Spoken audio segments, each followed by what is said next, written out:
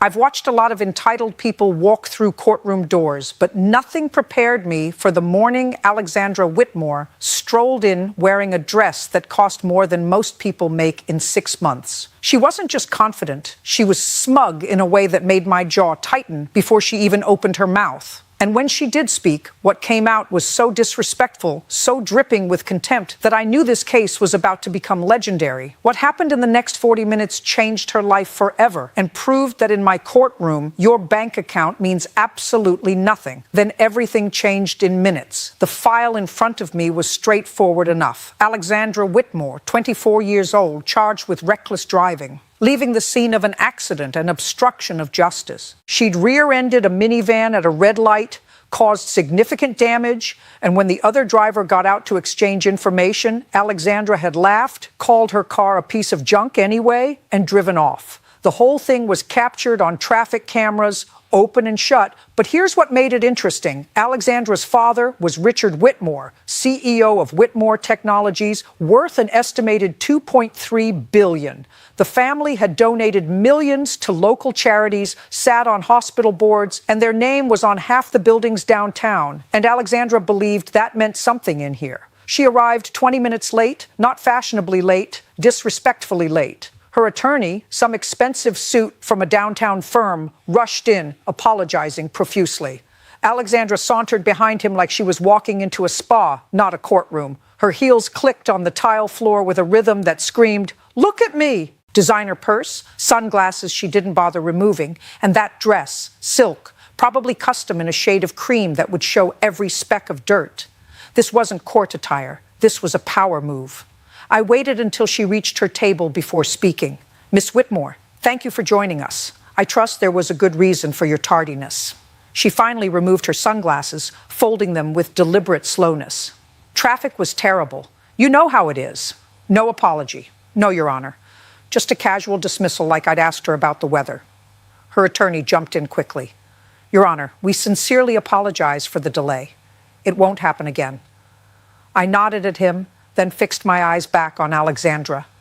"Miss Whitmore, this is a courtroom, not a social gathering. When you're scheduled to appear before me at 9 a.m., I expect you here at 9 a.m. Do we understand each other?" She shrugged. Actually shrugged. Sure. The gallery behind her was full. Courtroom regulars who follow my cases, a few reporters who'd caught wind of the Whitmore name, and sitting in the third row was Maria Chen, the woman whose minivan Alexandra had destroyed. Maria was a hospice nurse, worked 12-hour shifts caring for dying patients, and she'd been driving her 2 kids to school when Alexandra hit her. She sat there in her scrubs, having come straight from a night shift, watching this entitled girl treat the legal system like an inconvenience. I reviewed the file again, making Alexandra wait. Strategic silence works wonders on people who think they're in control. When I looked up, she was checking her phone under the table. "Miss Whitmore, put the phone away." She glanced up, startled that I'd noticed. "I'm just checking something important. Nothing is more important than these proceedings. Phone away now." She sighed dramatically, like I'd asked her to donate a kidney, and dropped it into her purse. Her attorney cleared his throat. "Your Honor, if we could proceed. My client has another commitment this afternoon." Another commitment. As if this were just an item on her calendar between a hair appointment and lunch. I leaned forward. "Counselor, your client is facing serious charges. Reckless driving, hit and run, obstruction of justice. These aren't parking tickets, so unless her other commitment is a medical emergency, she'll stay here until we're finished, however long that takes." Alexandra whispered something to her attorney. He shook his head quickly, trying to quiet her, but she ignored him. "Your Honor, with all due respect, this whole thing is kind of ridiculous. It was just a fender bender. My insurance will cover it. Just a fender bender." Maria Chen's minivan had been totaled. Her kids had been terrified. She'd missed 3 days of work dealing with the aftermath. But to Alexandra, it was just a fender bender. "Miss Whitmore," I said, my voice dropping into that register that makes attorneys nervous, "let me make sure I understand your position. You struck another vehicle, caused significant damage, and instead of stopping to exchange information as required by law, you fled the scene. And you're calling this ridiculous. I mean, accidents happen. People are acting like I committed some major crime." The attorney beside her looked like he wanted to crawl under the table. He'd probably briefed her extensively on courtroom decorum, on how to address a judge, on the importance of showing remorse. She'd clearly ignored every word. I pulled up the traffic camera footage on the courtroom monitor. Let's watch what happened, shall we? The video played. Crystal clear footage of Alexandra's BMW sitting at a red light, then lurching forward and slamming into Maria's minivan. You could see Maria get out, visibly shaken, checking on her kids in the back seat. Then Alexandra emerging from her car, looking at the damage and saying something. The audio wasn't perfect, but you could make out her words. Whatever. It's a piece of junk anyway. Then she got back in her BMW and drove around the minivan, running a red light in the process. The courtroom was silent as the video ended. I looked at Alexandra. Her expression hadn't changed. No shame, no recognition of wrongdoing, nothing. Miss Whitmore, do you remember what you said to Miss Chen that day? Not really. I was stressed. The video shows you called her vehicle a piece of junk. Alexandra's lips curled into something between a smile and a sneer. Well, I mean, it kind of was. The gallery gasped. Even her attorney dropped his head into his hands. And that's when I knew exactly how this was going to end. I stood up from the bench. When I do that, everyone in the courtroom knows something significant is about to happen. I've been doing this long enough that certain gestures carry weight. Miss Whitmore, I want you to think very carefully about what you just said. You stood here in my courtroom, watched footage of yourself fleeing an accident scene, and your response was to insult the victim's vehicle. Do I have that right? Alexandra shifted her weight. For the first time, a flicker of uncertainty crossed her face. I didn't mean it like that. How did you mean it? I just meant that my car is nicer. So, obviously, the damage to hers would be less expensive to fix. The logic was so backwards, so completely detached from reality that I had to pause. This wasn't just privilege. This was something deeper, more troubling. Your car is nicer, I repeated slowly. Therefore, the damage you caused matters less. Basically, yeah. Her attorney stood up quickly. Your Honor, may I have a moment with my client? Sit down, counselor. Your client is doing just fine, speaking for herself. I turned back to Alexandra. Tell me about that day. Walk me through your thinking. She sighed like I was asking her to explain quantum physics to a child. I was late for a meeting. The light turned yellow and I tried to stop, but I hit the gas instead of the brake. It was an accident. That's why they call them accidents. And when you saw that you'd hit another vehicle with children inside, I checked. They looked fine. Kids cry over everything. Maria Chen, sitting in the gallery, made a small sound. I glanced over. She was holding a tissue, her face a mixture of anger and disbelief. Ms. Whitmore, those children were terrified. They had nightmares for weeks afterward. The youngest stopped wanting to ride in cars. Alexandra's response was immediate. That's not my fault. That's their mom being dramatic and making them scared. The courtroom erupted. People were shouting. The bailiff called for order. Even Alexandra's attorney looked stunned by what his client had just said. I waited for silence. Then I spoke, my voice cutting through the tension like a blade. You're blaming a mother for her children's fear after you crashed into them and fled. I'm just saying kids take cues from their parents. If she'd stayed calm, they would have been fine. I've seen a lot of things in 4 decades on this bench. Criminals who showed remorse, defendants who took responsibility, people who made terrible mistakes but understood the gravity of what they had done. Alexandra Whitmore wasn't any of those things. She was something I see more and more lately. Someone so insulated by wealth and privilege that consequence had become a foreign concept. Let's talk about what happened after you left the scene. I said, according to the police report, you drove straight to your country club. You had lunch. You played 9 holes of golf. You didn't contact your insurance company until 3 days later when Miss Chen tracked you down through your license plate.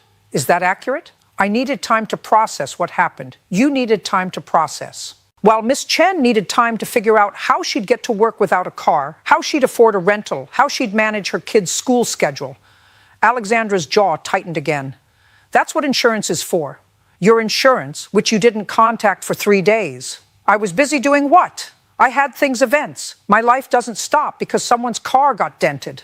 I looked down at the file in front of me. Alexandra's driving record was extensive. 3 speeding tickets in 2 years. A citation for running a red light, another for reckless driving that had been reduced through her attorney's negotiations. A pattern of behavior that screamed entitlement. Miss Whitmore, this isn't your first traffic offense. Everyone speeds sometimes. Not everyone runs from accidents.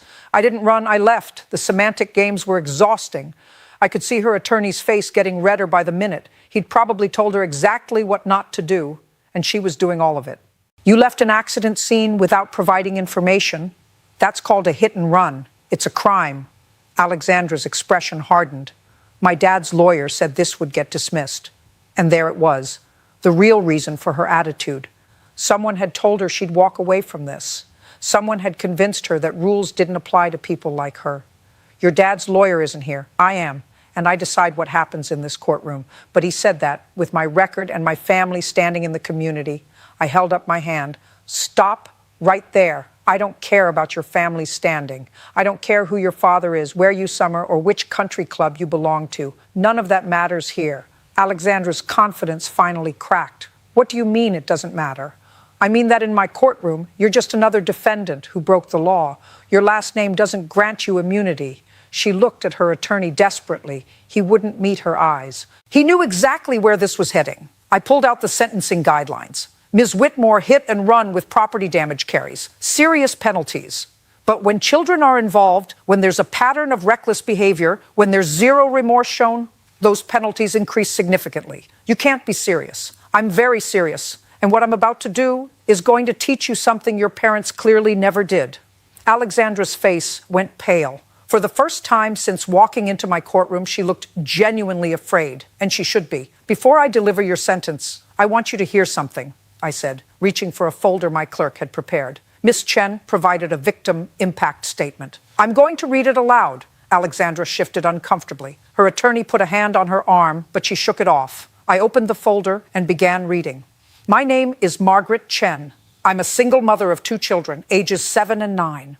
On the morning of March 15th, my entire life changed because someone decided their time was more valuable than my safety. The courtroom went silent. I was stopped at a red light when Alexandra Whitmore's Range Rover slammed into my car. The impact threw me forward. My head hit the steering wheel. My daughter Emma, who was in the back seat, started screaming. My son, Michael, was crying, asking if we were going to die. I glanced up. Alexandra was staring at the table in front of her. I got out of my car, shaking, bleeding from a cut on my forehead. I walked toward Miss Whitmore's vehicle to exchange information. She looked directly at me through her window. I saw her face. She saw mine. She saw my children in the back seat. Then she drove away. The weight of those words hung in the air. For 3 days, I didn't know who hit me. The police were investigating, but without a license plate, it was difficult. My car was totaled. I couldn't afford a rental. I missed 2 days of work because I had no way to get there. I lost wages I desperately needed. My children missed school because I couldn't drive them. I continued reading, my voice steady but firm. But worse than the financial burden was the fear. My children are now terrified to ride in cars. Emma has nightmares about the crash. Michael asks me every morning if we're going to have another accident. They've lost their sense of safety because someone couldn't be bothered to stop and take responsibility. Alexandra's hands were trembling now. I work as a nurse at County General Hospital. I spend my days caring for people, helping them heal, showing compassion when they're at their most vulnerable. The person who hit me showed me none of that. She looked at my children and drove away. What kind of person does that? I set down the statement and looked directly at Alexandra. That's what kind of person you were that day, Miss Whitmore. Someone who looked at 2 terrified children and chose convenience over compassion. I didn't know they were scared, Alexandra whispered. You didn't stay long enough to find out, her attorney tried to interject. Your Honor, your client has expressed nothing but excuses and entitlement. Now she's going to hear what accountability sounds like. I straightened the papers in front of me. Alexandra Whitmore, I find you guilty of leaving the scene of an accident causing property damage and personal injury. Here's your sentence. The courtroom leaned forward collectively. You will serve 60 days in county jail. Not work release, not house arrest, actual jail time. Alexandra gasped. You can't. I can and I am. Furthermore, your driver's license is suspended for 1 year. After that year, you'll need to retake both the written and driving tests to get it reinstated. Her face went white. You'll complete 200 hours of community service at County General Hospital where Ms. Chen works. You'll see what it means to actually help people instead of running from them. But I have commitments, charity events. Those commitments just changed. You'll also pay full restitution to Miss Chen for her vehicle, her medical expenses, her lost wages, and the therapy costs for her children. I wasn't finished. Additionally, you'll attend a victim impact panel where you'll hear from people whose lives were destroyed by hit-and-run drivers. Maybe their stories will teach you what your parents' money couldn't. Alexandra was crying now, but these weren't tears of remorse. They were tears of someone realizing consequences were real. Your Honor, this is excessive, her attorney protested. My client has no criminal record. Your client has a pattern of reckless behavior and zero accountability. This sentence is designed to break that pattern. I looked at Alexandra one final time. You told me earlier that you're important, that you have things to do. Let me tell you what's actually important. What's important is a 7-year-old girl who can't sleep because she's afraid of cars. What's important is a 9-year-old boy who thinks every traffic light might end in violence. What's important is a mother who dedicates her life to healing others and got run down by someone who couldn't spare 5 minutes to do the right thing. The tears were flowing freely now, but I wasn't done teaching this lesson. You drove away because you thought you could, because no one ever told you no, because your whole life, money, and status have insulated you from reality. Well, reality just caught up. I picked up my gavel. When you're sitting in that jail cell, I want you to think about Emma and Michael. Think about their nightmares. Think about their fear. Think about what you could have prevented if you just stayed and faced what you did. Alexandra was sobbing into her hands. Maybe, just maybe, you'll leave that cell as someone who finally understands that other people matter, that actions have consequences, that being wealthy doesn't make you special, it makes you responsible. The gavel came down. Take her into custody. As the bailiffs approached, Alexandra's composure shattered. She turned to her father, reaching out desperately. "Daddy, please, do something." James Whitmore stood slowly. For a moment, I thought he might try to intervene, but what he did next surprised everyone in that courtroom. "Alexandra," he said, his voice heavy with disappointment, "you did this to yourself." Then he sat back down. The bailiffs led her away, her designer heels clicking against the courthouse floor, each step taking her further from the privileged bubble she'd lived in her entire life. Her mother followed her with her eyes, but made no move to help. I turned to Maria Chen, who had been sitting quietly through all of this, her hands folded in her lap. "Miss Chen, do you have anything you'd like to say?" She stood, and there was a quiet strength in the way she carried herself. "Your Honor, I don't take pleasure in seeing anyone suffer.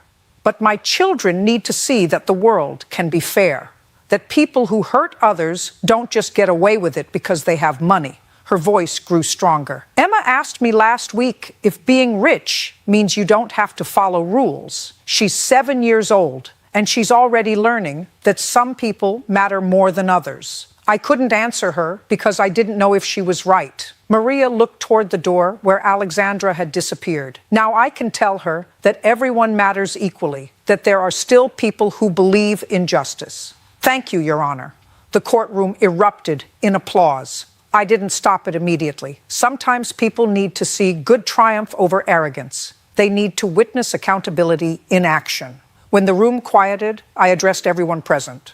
Let me be clear about something. This case wasn't about punishing wealth. It was about holding someone accountable regardless of wealth. There's a difference. I scanned the faces in the gallery. Rich, poor, middle class, it doesn't matter in my courtroom. What matters is taking responsibility for your actions. What matters is treating other human beings with basic decency and respect. James Whitmore stood again. "Your Honor, may I approach?" I nodded. He walked forward, and up close I could see he'd aged considerably. The weight of his daughter's choices was written across his face. "Your Honor, I want to apologize not for my daughter's actions. I can't control those. But for raising someone who thought she could behave this way." His voice cracked slightly. "My wife and I gave Alexandra everything. We thought we were helping her, but we created someone who believes the rules don't apply. That's on us." He pulled out a checkbook. "I'd like to establish a fund for Miss Chen's children, for their education, their therapy, whatever they need. Not to reduce my daughter's sentence, not to buy anything, just because it's the right thing to do." Maria Chen stepped forward. "Mr. Whitmore, that's not necessary." "Maybe not," he replied, "but it's what I should do, what I should have taught my daughter to do." I watched this exchange with interest. Here was a father finally understanding that protecting your child from consequences doesn't help them. It destroys them. Mr. Whitmore, I said, I appreciate the gesture. Miss Chen can decide whether to accept it, but I want you to understand something. The best thing you can do for your daughter now is let her serve this sentence. Let her feel what accountability means. He nodded slowly. I know and I will. No lawyers pulling strings. No donations to reduce her time. She needs this. He turned to May. Miss Chen, I'm sorry. Truly sorry for what my daughter did to you and your children. You deserved better. Maria's eyes filled with tears, but she held his gaze. Thank you. That means more than you know. Over the following months, I received updates. Alexandra served her full 60 days. No special treatment, no early release. The jail staff reported that she struggled initially demanding privileges she didn't have, but gradually something shifted. Her community service at County General put her face to face with Maria Chen every week. At first, Alexandra avoided her, but Maria, with grace I still marvel at, began talking to her. Not lecturing, just talking, sharing stories about her patients, her children, her life. Slowly, Alexandra started listening. By the end of her 200 hours, something remarkable happened. Alexandra asked if she could continue volunteering, not because it was required, because she wanted to. She wrote a letter to Emma and Michael apologizing and taking full responsibility. Maria shared it with them when they were ready. James Whitmore did establish that fund. Emma and Michael's college educations are fully paid for. Their therapy continues, helping them process the trauma. 6 months after her sentencing, Alexandra returned to my courtroom. Not as a defendant, she wanted to thank me. Your Honor, she said, standing where she'd once stood in defiance. I hated you that day. I thought you were cruel and unfair. She paused. You saved my life. I was becoming someone terrible, someone empty. You stopped that. I looked at this young woman, transformed by accountability. I didn't save you, Alexandra. You saved yourself by finally accepting responsibility. That's all I ever wanted. She nodded. I'm enrolling in nursing school. I want to actually help people, not just write checks to feel important. That's what justice looks like, not revenge. Transformation. May Chen got her car fixed. Her kids are healing. Alexandra discovered purpose beyond privilege. And somewhere, a 7-year-old girl named Emma learned that the world can be fair, that people do face consequences, that justice, when properly served, protects everyone equally. That's why I sit on this bench, not to punish, to teach, to transform, to prove that accountability isn't cruelty. It's the greatest gift we can give. Sometimes the hardest lessons create the most profound changes. Alexandra Whitmore walked into my courtroom believing money could buy her way out of anything. She left understanding that character isn't purchased. It's built through facing what you've done. And Maria Chen's children learned something equally important, that justice still exists for everyone, regardless of who has the bigger bank account. That's what real accountability looks like. 24-year-old Alexandra Whitmore, daughter of a billionaire CEO, was charged with reckless driving, hit and run, and obstruction after rear-ending a minivan carrying a mother and her 2 children. Instead of stopping to help, she insulted the victim's vehicle and drove away. In court, Alexandra arrived late, acted disrespectfully, checked her phone, and repeatedly minimized the incident, calling it just a fender bender. The victim, nurse Maria Chen, described how the crash traumatized her children and disrupted their lives. Even after watching video evidence, Alexandra showed little remorse and continued making excuses. The judge highlighted her history of reckless driving and her belief that family wealth could shield her from consequences. After hearing the victim's impact statement, the judge sentenced Alexandra to 60 days in county jail, suspended her license for 1 year, ordered 200 hours of community service, and required her to pay restitution. Over time, Alexandra reportedly changed, accepted responsibility, continued volunteering, and learned a lesson that money cannot buy accountability.